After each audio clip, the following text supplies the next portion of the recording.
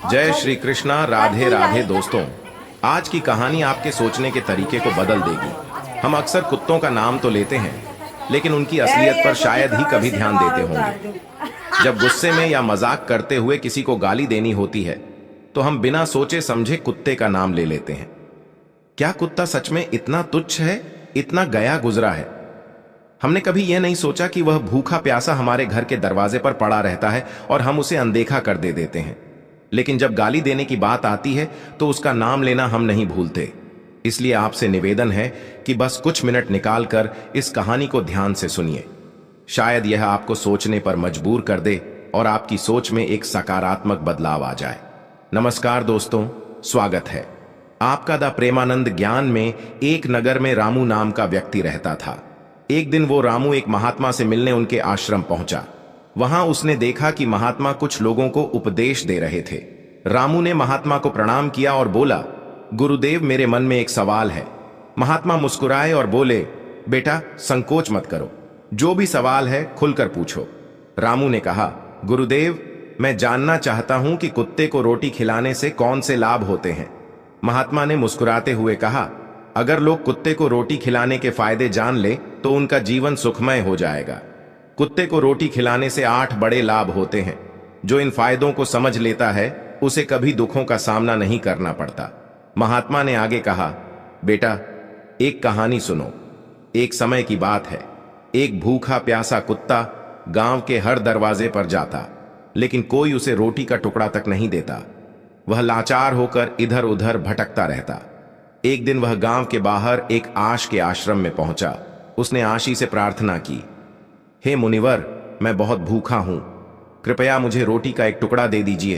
दासी ने पूछा, क्या तुम्हें गांव में किसी ने रोटी नहीं दी? कुत्ता बोला, मुनिवर, मैं क्या कहूं, कोई मेरी बात समझता ही नहीं। रश ने सहानुभूति से कहा, तुम्हारी पीड़ा मैं समझ सकता हूं, बताओ क्या हुआ? कुत्ते ने कहा, हमारे पास ना घर होता है ना कमाने का कोई साधन। हमें कड़े पहनने या पढ़ने लिखने का ज्ञान नहीं है। सर्दी गर्मी बरसात सब सहन करते हैं, लेकिन मुनिवर हम भी इंसानों की तरह भूख से तड़पते हैं, दर्द से कराहते हैं और दुख में रोते हैं। ईश्वर ने हमें वैसे ही बहुत कष्ट दिए हैं, फिर भी लोग हमें परेशान करने से बाज नहीं आते। हम आपकी तरह मनुष्य नहीं हैं, हम पराधीन जीव हैं। जब हमारा जन्म हुआ उस समय हमारी आंखें और कान बंद थे। हम यह नहीं कह सकते कि हमारे जन्म पर भी वैसा ही जश्न हुआ होगा जैसा आपके जन्म पर होता है। नाच गाना बाजे बजते हैं, खुशी मनाई जाती है। क्या हमारे जन्म पर भी किसी ने खुशी मनाई होगी?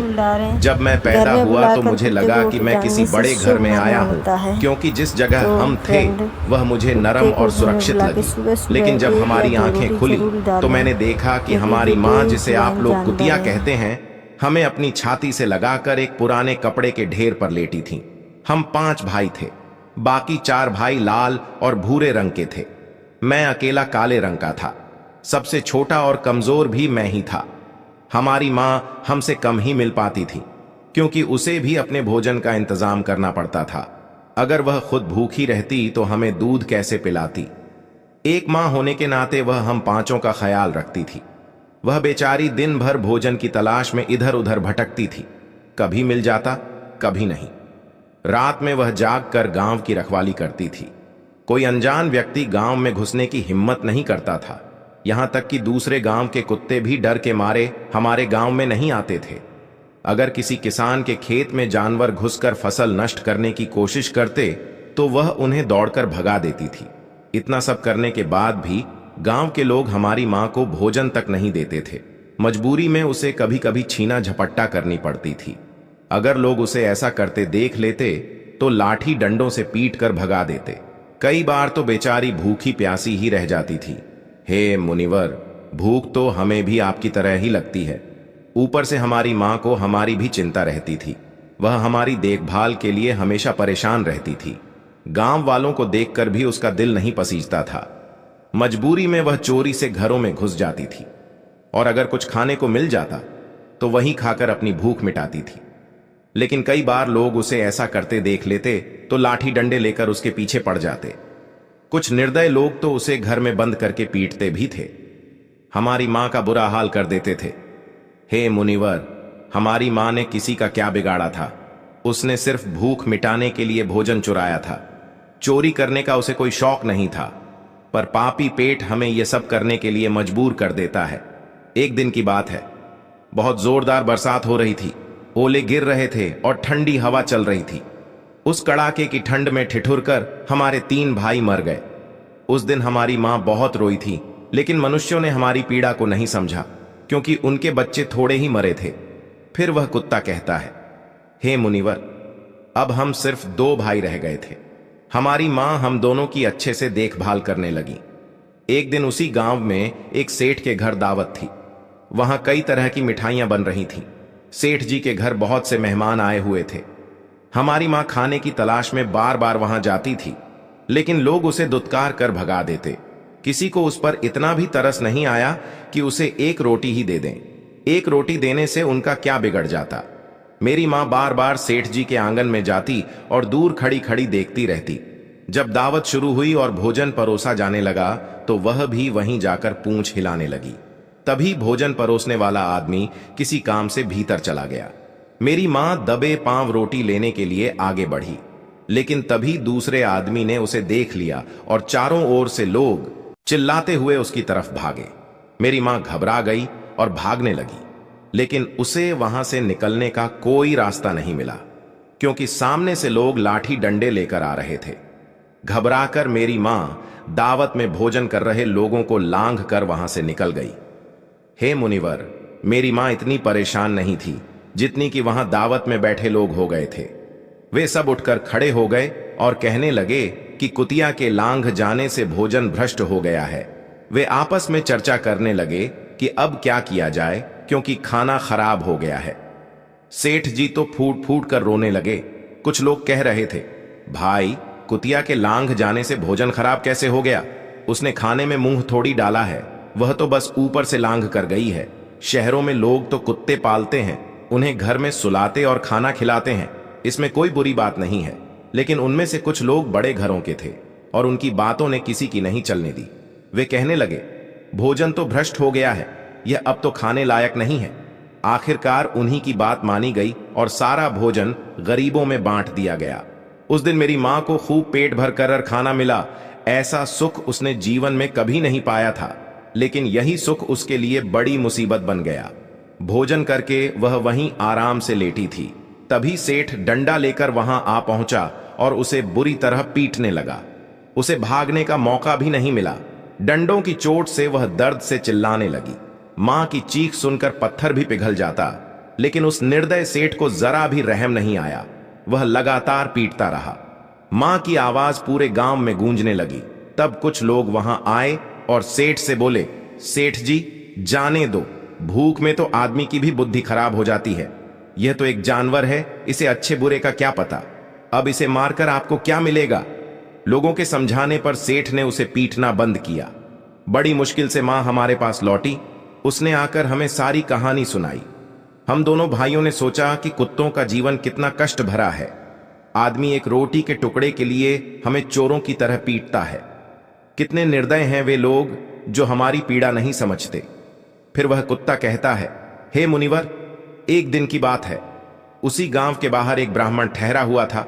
उसने अपने भोजन के लिए एक जगह चूल्हा बनाया और उस पर दाल चढ़ा दी। इसके बाद उसने आटा गूंद कर रख दिया और कुएं पर पानी लेने चला गया। इधर मेरी मां घूमते घूमते वहां पहुंच गई। उसने आटा देखा और सोचा कि शायद इसका कोई मालिक नहीं है। यही सोचकर वह आटा खाने लगी। उधर ब्राह्मण ने कुएं से देखा कि उसकी आटा एक कुतिया खा रही है। वह दुखी होकर रोने लगा, क्योंकि वह भी 2 दिन का भूखा और थका हुआ था। कुछ लोगों ने कहा, अरे ब्राह्मण देवता, इस कुतिया ने आपका भी आटा खराब कर दिया। कल इसने सेठ जी की रसोई भी बिगाड़ दी थी। ब्राह्मण दुखी होकर बोला, भाई, मुझे क्या पता था कि यह दुष्ट कुतिया मेरे आटे के पीछे पड़ी है। फिर ब्राह्मण ने लाठी उठाई और मेरी मां पर टूट पड़ा। मां ठीक से आटा भी नहीं खा पाई थी, लेकिन लाठियों की मार उस पर बरस पड़ी। महीनों तक वह लंगड़ा हुए घूमती रही। तब हमें समझ आया कि आदमी कितना स्वार्थी है। हम उनके लिए कितनी मेहनत करते हैं, उनकी रखवाली करते हैं, लेकिन वे हमारी तकलीफ नहीं समझते। आगे वह कुत्ता कहता है, हे मुनिवर, हमारी सबसे बड़ी गलती यही है कि हम उन्हीं मतलबी इंसानों के अधीन रहना चाहते हैं जो हमें दुख देते हैं, जबकि हमें प्यार और सहानुभूति से देखने वाले भी लोग होते हैं, लेकिन हम उसके कितने काम आते हैं यह हम कभी नहीं जान पाते। भक्तों कुत्ते न केवल हमारे घर की सुरक्षा करते हैं, बल्कि वे हमारे जीवन में कई अन्य सकारात्मक प्रभाव भी डालते हैं जिनके बारे में बहुत कम लोग जानते हैं। महात्मा ने कहा था कि यदि मनुष्य कुत्ते को रोटी खिलाने के महत्व को समझ ले तो वह जीवन के कई संकटों से बच सकता है। आज मैं आपको बताऊंगा कुत्ते को रोटी खिला के 8 ऐसे लाभ जिन्हें जानकर आप हैरान रह जाएंगे। जब घर में रोटियां बनती हैं तो पुरानी परंपरा के अनुसार पहली रोटी गाय के लिए और आखिरी रोटी कुत्ते के लिए रखी जानी चाहिए। महात्मा का कहना था कि यह नियम भगवान ने बनाए थे, लेकिन आजकल लोग इन नियमों को भूल चुके हैं और इसका नकारात्मक असर उनके जीवन पर पड़ता है। पहला फायदा, कुत्ते को रोटी खिलाने से घर के ग्रह दोष कम हो जाते हैं। महात्मा के अनुसार यदि शनि की महादशा चल रही हो तो कुत्ते को रोटी खिलाने से शनि का प्रभाव कम हो सकता है और व्यक्ति की मुश्किलें आसान हो सकती हैं। दूसरा फायदा, कुत्ते को रोटी खिलाने से आपकी किस्मत चमक सकती है और घर में नकारात्मक ऊर्जा का नाश होता है। तीसरा फायदा, यह एक ऐसा कदम है जो माता लक्ष्मी की कृपा को आकर्षित करता है और घर में कभी धन की कमी नहीं होती। चौथा फायदा, कुत्ते को रोट देने से कर्ज से मुक्ति मिल सकती है और यदि पहले से कर्ज में है तो इससे छुटकारा पाने में मदद मिल सकती है। पांचवा फायदा, जब आप कुत्ते को नियमित रूप से भोजन देते हैं तो यह आपके व्यापार में प्रगति लाता है। छठा फायदा, कुत्ते को रोटी खिलाने से आपकी आयु में वृद्धि होती है और अटका हुआ धन वापस मिल जाता है।